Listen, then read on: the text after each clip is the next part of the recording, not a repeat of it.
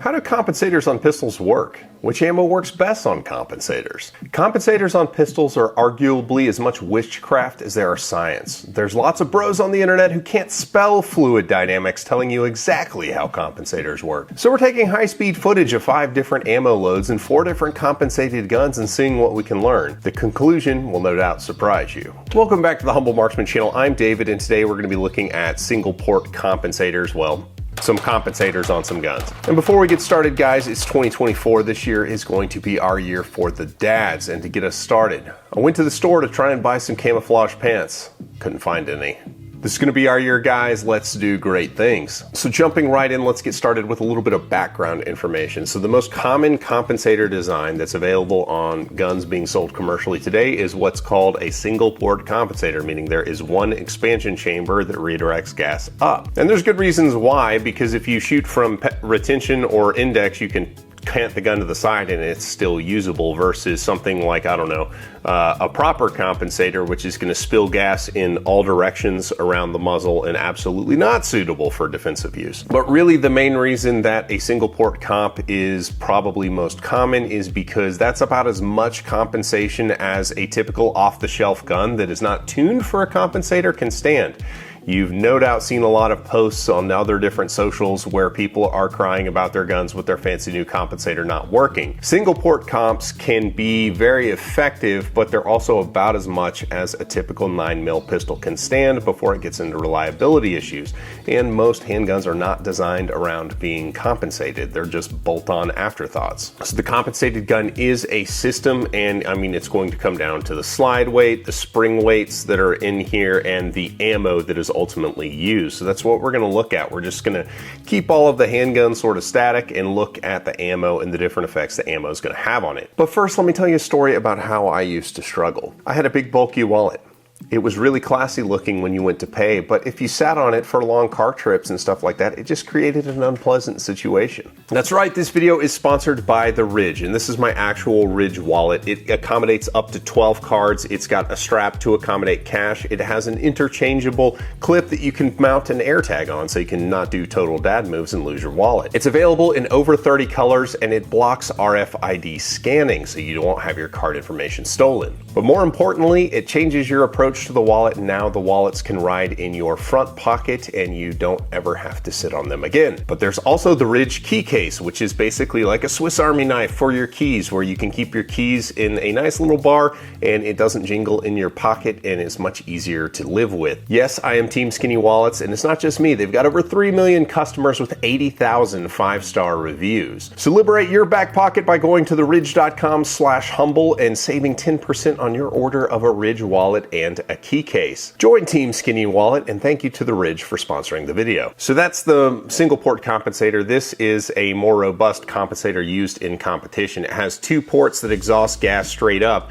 and the final chamber right there at the end basically just allows all the rest of the gas to kind of bleed out in all the directions so that it's not going out the muzzle, so that only the bullet is escaping the muzzle. The result is most people tend to prefer the really gassy loads, and they find that the gun doesn't lift as high and that it is more stable at speed with more gas flowing through the compensator. And the problem with these kinds of compensators is it's impractical and it requires very dedicated spring tuning to make the guns work. And the kind of ammo that is usually shot out of this kind of gun is 38 Super Comp or 9mm Major. So the typical bullet leaving the muzzle of this gun is going to be a 124 grain at about 1400 foot per second. Dudes who shoot 115s have that sucker pushing 1500 feet per second. So super spicy stuff. Since it is so efficient at venting gas, it doesn't put a ton of energy on the slide, and the slide, as you see, is lightened. There is no rear sight. It's got the cuts up front, so the slide is very lightweight and reciprocates very quickly, which is good because the compensator is so efficient.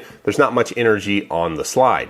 And if you get honest about what recoil is, a major component of what we experience as recoil in shooting pistols is the amount of energy that is on the slide as it reaches full travel, opens up, and causes the muzzle to climb. What's interesting about this kind of gun is that with major ammunition, and it will shoot minor, is with major it's much more stable, and at minor it actually starts to porpoise a lot more, but is super gentle. It's almost like shooting a 22. But those are silly, like Ferrari style race guns. Well, how does it work on the actual guns ones that we're here to talk about. And that's where today's ammo sponsor, Optics Planet, came in. Optics Planet was kind enough to send 4 different loads of ammunition, 2 115 grain loads, a Winchester and a Nosler, and 2 124 grain loads, again a Winchester and a Nosler. I cronted all the ammunition out of the Glock 19, and both of the Winchester loads were about 50 foot per second faster than their corresponding Nosler loads. So with each grain weight, we're going to have high velocity and lower velocity to check out, and then we just have an outstanding Wildcat cartridge. Because I like to party, I loaded up a 95 grain load at 1400 foot per second. The theory being there that if the compensators are efficient enough, much like a real open gun, that the gas will be redirected and the only thing exiting the muzzle is going to be a 95 grain pill. Because you're awesome at math, you know that 95 grains is less than 115 or 124 grains. Because of how physics work, it's kind of equal and opposite reactions. The stuff exiting the muzzle is called the ejecta, and that's putting the energy on the slide that's traveling backwards. So if you have less mass exiting the muzzle and less gas exiting the muzzle, in theory, there's less recoil. But that's only if the compensators can manage all that gas. The guns that were used have already appeared in reviews on my channel. So the first gun is the Shadow System CR920P that comes with a nice little compensator right out of the box. Next is my Glock 19 with a Vantage Point Armory flashlight base that also kind of works as a compensator on the end of the gun. The Sig Sauer P320 AXG Legion, which has slide comp technology, just because I was curious to see what the slide is going to do on the high-speed video and see how much of that gas gets redirected. And finally, the gun that's probably closest to the mark of a race gun, which is the Staccato XC, which has the most robust of the compensators being tested. So why test such an oddball set of compensators? Because it's science, bro. Duh. But seriously, I'm actually trying to understand if there is kind of a universal rule that makes compensators perform better on pistols. And what I found wasn't what I expected to find. So starting with the Shadow System CR920P, looking at the compensator, it actually has a pretty good design. And what we're looking for in a compensator design is enough room for the gas to expand and then enough vertical surface for the gas to collide with and be redirected up, which the Shadow Systems compensator does an okay job at. The one problem with the Shadow Systems is that the barrel is super duper short. We've got about that much barrel for the gas to expand before it hits the compensator, which means a lot of the powder is still going to be burning by the time it hits the compensator, and you're going to see muzzle flash. You can see on the Winchester 115s and the 95 grain that the powder is still burning as it hits the compensator, leading to it shooting flames. The end result is both of those loads overwhelmed the little compensator and didn't get the most out of it, and I was rewarded with higher muzzle climb out of those two loads.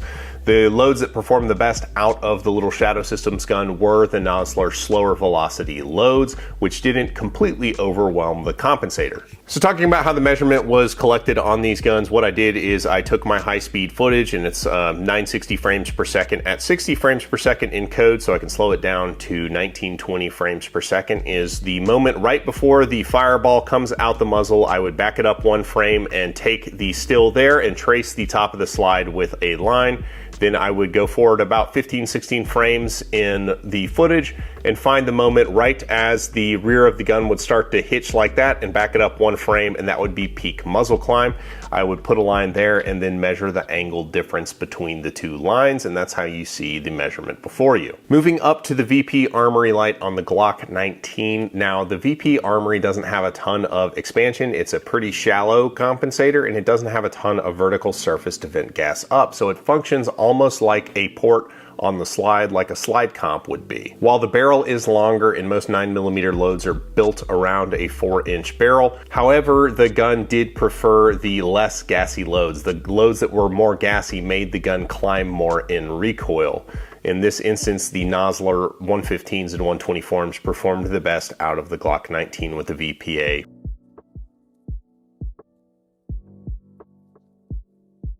Moving up to the Sig Sauer P320 AXG Legion, the slide comp, like the VPA, doesn't have a ton of vertical surface area to grab the gas and redirect it up. However, when viewed under high speed, it absolutely is redirecting gas. They introduced this technology back in the day on the P365 XL Spectre comp, and I tested it, and this was before I had my fancy dancy high speed camera, against a traditional P365 XL slide.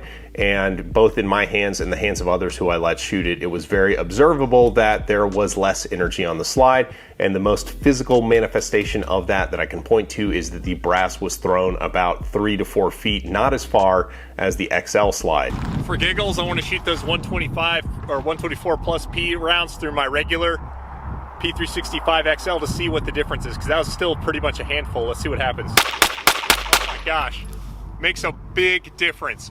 Big difference. Which means there's less energy on the slide, which means that however the front of the gun is working, it is doing something and reducing energy on the slide. What was the most interesting about the P320 AXG Legion is that the Winchester 124 grain load actually got the best results out of this gun, and it is the only gun that case was true, which is kind of interesting. So all the two other guns, the little short barrel guns, preferred the less gassy loads from the nozzlers, and the P320 AXG liked the 124 grain Winchester. And my fancy 95 grain load with this, while it felt great and the return was super fast, the dot climbs about the same as the 124s. The slap in the palm is almost nil. The return is super fast.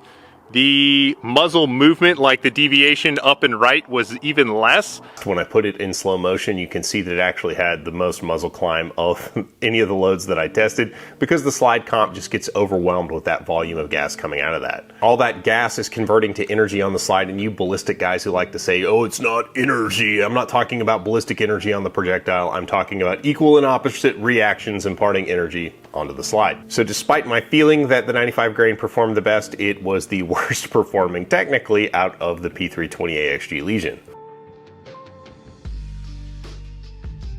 And then there's Mr. Staccato XC. The Staccato XC is brilliantly fun to shoot if you've never shot one. One thing that's very interesting about it is a 2011 pattern gun, which means it is relatively a high bore axis gun. This gun had the lowest muzzle climb of any of the guns on display here in this video, including the low bore axis Glock 19. The difference between the different ammunition in hand was negligible. I couldn't really tell behind the gun what I liked. First and foremost, this thing's recoil impulse is king. The dot barely moves with that. It's fantastic. That's insane. It was maybe the size of my hand on the back berm. That was a little bit snappier, like a little bit snappier. I mean, this gun is so good to shoot. It's not as noticeable on it as it was on the other guns. I mean, it's better than the wind clean barely. And I would say in general, it exploits the compensator for rapid shooting better. Until I started shooting the 95 grain. That's super fast on the return. That's really fun to shoot. It doesn't hit in the hand any harder. It maybe jumps the same as the 124s. Maybe slower velocity 115s are possibly the gentlest, but this returns a lot faster. It's nice. I could tell that I liked that a lot. The return felt much faster. The dot climb didn't seem as much, and that actually turned out to be true when I came back and analyzed the footage from the high speed. The 95 grain actually had the least amount of muzzle climb at 6.5 degrees. The next best muzzle climb for it was 6.9 degrees, so it was about a 6% reduction in muzzle climb going to the super gassy 95 grain load. Now that speaks to the pedigree of the XC. Now, the Staccato wasn't always Staccato. They started life as STI, and STI spent a long time making guns that look like this. So there is the heritage there of understanding how guns need to work being compensated, and this gun is absolutely no exception in that regard. Ultimately, I decided I wanted to keep shooting it and just tested that ammo at 25 yards shooting at a B8. I was able to keep all but 2 shots on a 10-round group in the 10 ring, which is pretty good, speaking to the accuracy of the pistol and the accuracy of the load being tested. Because they're little itty-bitty baby 95 grain projectiles, you have to load them really short. So when I was shooting a steel plate, I did have one feeding issue, so I'm gonna have to work that out in load development to make the gun run 100%. But this is going to be my IDPA load for basically their carry optics division is carry open for the most part, and this is an excellent gun for that. So what did we learn about ammo and compensators in this? What I learned was that the right way to probably think about most guns with compensators, unless it's like the XC, which is built around having a compensator at the front of the gun, is you kind of treat them like a regular gun. You shoot ammunition out of them that would be pleasant to shoot in a non-compensated gun, and you get the bonus of the compensator dumbing that down even further. Some of the folks who who are going to watch this video are going to scratch their head about compensators, and guys, the compensator only makes a lot of sense if you're going to be shooting fast and you have the skills and techniques available for good recoil control. If you don't have good recoil control or the occasion to shoot fast, a compensator is a waste of money hanging off the front of your gun because you're not exploiting it, because an advantage that you can't exploit is not an advantage, it's a waste. It's just noise and gas going the wrong direction from the muzzle. If you got sciencey and enjoyed this video, maybe check out this video on the effects of balance on a Glock and building a heavyweight Glock in testing. It's an older video, but a good one. Check it out.